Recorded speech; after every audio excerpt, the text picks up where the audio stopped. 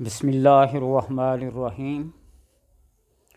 الصلاۃ والسلام علیک یا رسول اللہ وعلی آلک و صحابک یا حبیب اللہ، اللہم صلی علی محمد و آل محمد۔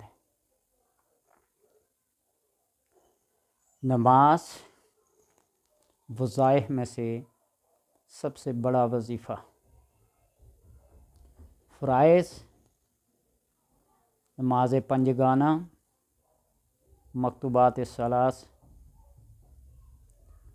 یہ تو ہر انسان پر لازم ہے۔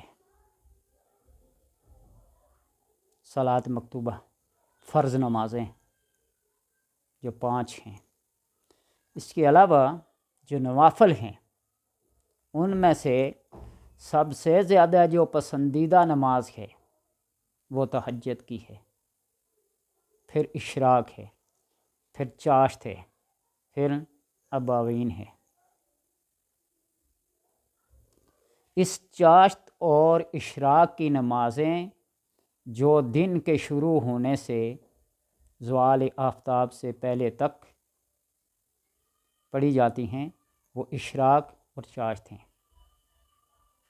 جس انسان نے بھی یہ 2 رکعت اشراق کی یا چاشت کی ادا کر لی کم سے کم، اللہ تبارک و تعالی دن بھر کی تمام ضروریات، تمام حاجات اللہ اپنے ذمہ لے لیتا ہے۔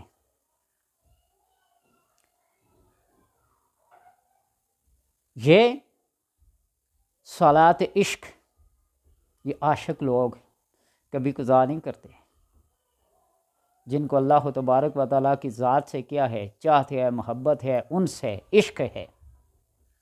تو ایسے عاشقین جو ہوتے ہیں وہ کسی بھی نفلی نماز کو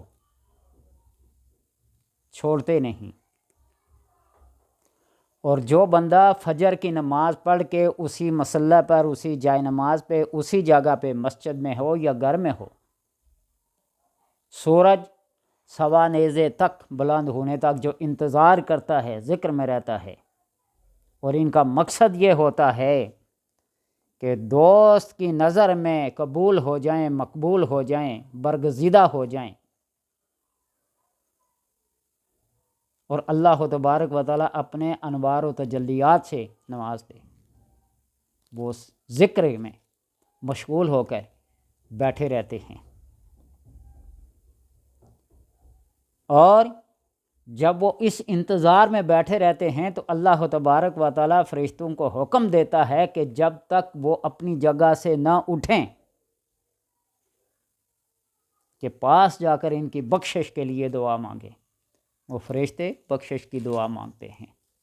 جو فجر کی نماز پڑھ کر اپنی جگہ پہ بیٹھا رہتا ہے اشراق کی نماز پڑھنے کے انتظار میں۔ حضرت جنید بغدادی رحمۃ اللہ تعالی یہ لکھتے ہیں کہ وہ اسرار الہی کا مشاہدہ ہے، وہ اشارہ ہے کہ ایک روز رسول اللہ صلی اللہ علیہ وسلم نے شیطان کو غمگین دیکھا، افسردہ دیکھا، تو سبب دریافت فرمایا۔ تو شیطان نے عرض کی کہ آپ صلی اللہ علیہ وسلم کی امت کے 4 گروہ ہیں، وہ چاروں گروہوں کو دیکھ کر افسردہ ہوتا ہے۔ اور شیطان نے کہا کہ میں بہت عرصے تک عالم ملکوت میں رہا ہوں اور مجھے اس چیز کا اندازہ ہے کہ ایسے 4 گروہ جو اللہ تبارک و تعالیٰ کے نزدیک بہت مقرب، بہت برگزیدہ اور بہت صاحب علم و فضل ہیں۔ وہ کون سے ہیں؟ جب مؤذن اذان دیتا ہے اور اس کے واسطے جب وہ اذان کہتے ہیں، کوئی بھی مؤذن جب اذان کہتا ہے تو سننے والا اس اذان کو سننے کے لیے سارے کاموں سے کنارے ہو کے اذان کو سنتا اور اس کا جواب دیتا ہے۔ اذان دینے والا اور اذان سننے والا جب وہ سن کر جواب دیتا ہے تو سارے کے سارے بخشے جاتے ہیں۔ شیطان کو اس بات پہ بڑا دکھ ہوتا ہے۔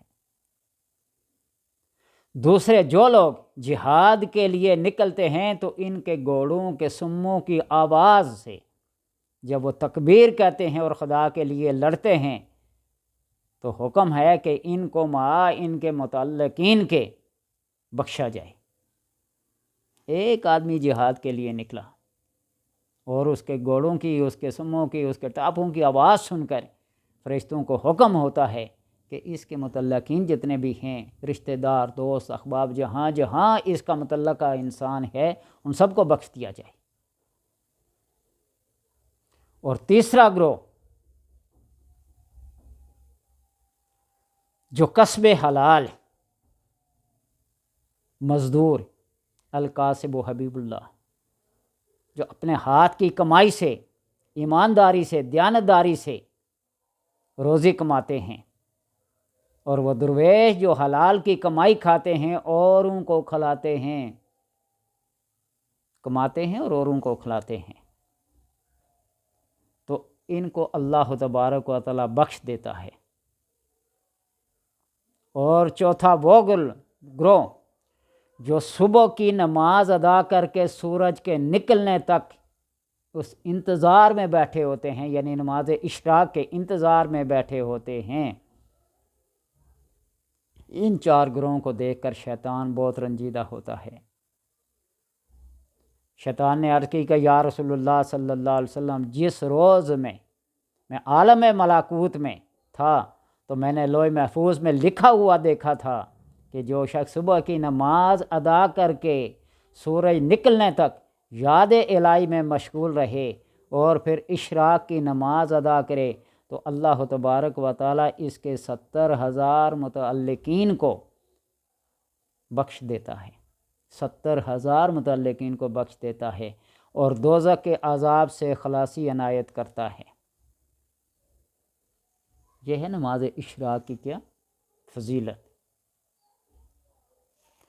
صرف تسبیح لے کر چلتے پھرتے، اٹھتے بیٹھتے وظیفہ کرنا کوئی اتنا مشکل نہیں ہے۔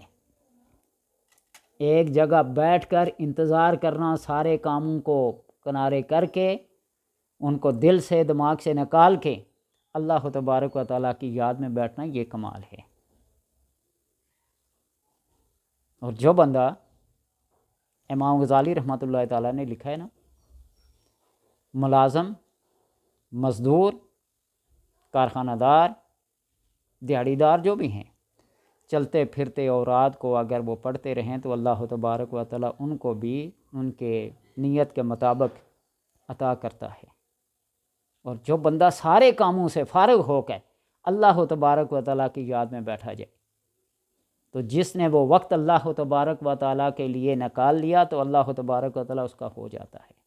اور جس کے پاس اللہ کے لیے وقت نہیں ہے، اللہ بھی کہتا ہے جا پھر کام کرتا رہے، تھکتا رہے، تیرا پیٹ، تیرا کام کبھی نہیں ہوگا، اپنے آپ کو تھکا دے گا لیکن اس کے کام میں خیر و برکت نہیں ہوگی۔